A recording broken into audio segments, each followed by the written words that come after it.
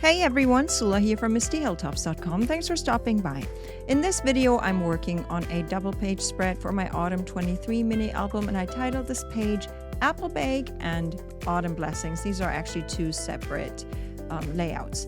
I'm also using some physical products, some paper packs that I have in my stash here at home, and they are like from one-time sales and stuff like that, so it's not even worth mentioning the name.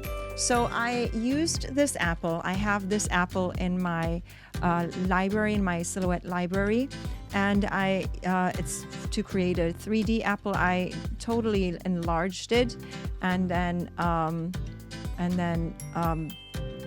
cut it from cardstock. And here you see I have real trouble to get the glue to work, but now I think it's all fine. So I cut out this apple in with Silhouette Studio, and then kind of distressed it with some ink around the edges there, just to give it a little bit of dimension that way. Then I have these two paper flags that I just cut from this cardstock that I have. This is an autumn pack that just happens. I thought the colors would be good for this page, and they're kind of offsetting each other. And then I also have this the two photos, obviously, that I want to add, and I have this apple that comes as a layered stamp. I think it has 3 layers, and so I decided to do some double stamping there, but I also think I used 2 different kinds of reds to get this dark red there as well.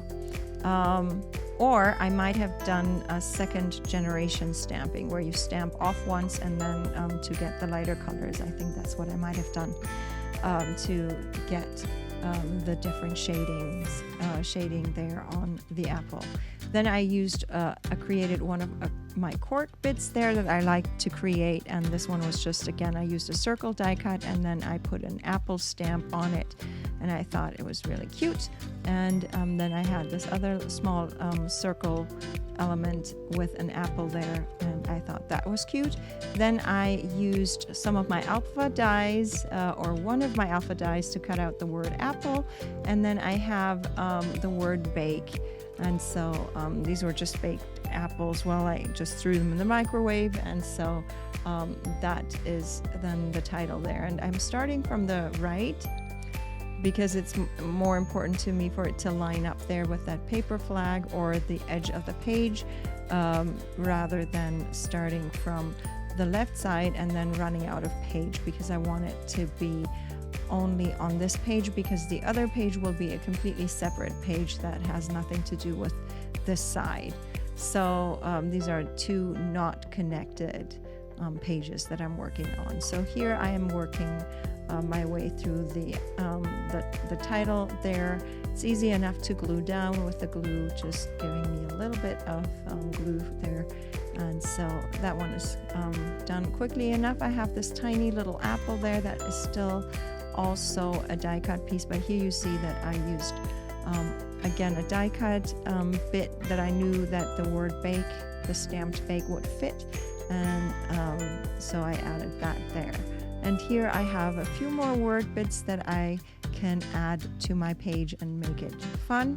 And these word bits, as usual, if you have seen other of my videos, you'll know that I create these myself, and then I just print them on heavy cardstock and then trim them in small pieces, and then I can go ahead and use them on my pages.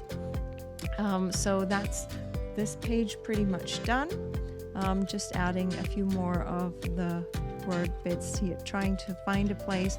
So instead of keeping 3 of them together, I decided to just do 2 and then 1 bit there. Now I'm ready to move on to the next page, and that one is just a striped pattern paper for the background, and I'm kind of aligning it toward in the middle of the page there, so it just goes across the page. And then before the glue can dry, I wanted to tuck the 2 paper flag bits there underneath that piece of paper, so just making sure that I can work quickly so that nothing will dry. Then I have these other strips of paper that I just want to layer, and as always I have run a card around the edges of each paper bit so that the papers pop off the page a little, and it gives just a little bit of dimension on my page with the shading and stuff, so it doesn't look as flat and boring if I do that. So here I'm trying to align it. I have, I think, designed the page in Silhouette Studio just in case, and can use that as reference, but here obviously this comes from an actual paper pack, so there's not as much reference as far as the patterns go and stuff than it would be if I used a digital kit. Here I have this little tag or label that I have had in my stash for quite a while, never really used. I think in hindsight it kind of competes too much. The stripe pattern of the tag competes too much with a stripe pattern of the background paper there, but now I've tucked it behind and that's all right. Then I have all these little bits and pieces that are floral elements like leaves that come from my stash. I just cut a bunch of leaves with some of my die cut pieces and add those now. I can add those to my page and create little clusters there with leaves and everything. And then I have this title, which is a stamp and die cut set that comes together, and I wanted that to create my title there. And then I have another die cut stamp set where I just added this little picture there at the bottom of the page, and now I can finish off my page with just adding a few more of the word bits that I always add to every one of my pages. So that basically finishes both my layouts for this page, and I will leave you with some more close-ups. I hope you enjoyed this video. Give it a thumbs up if you did. Consider subscribing, and I hope you have a great day. Thanks for watching. Bye.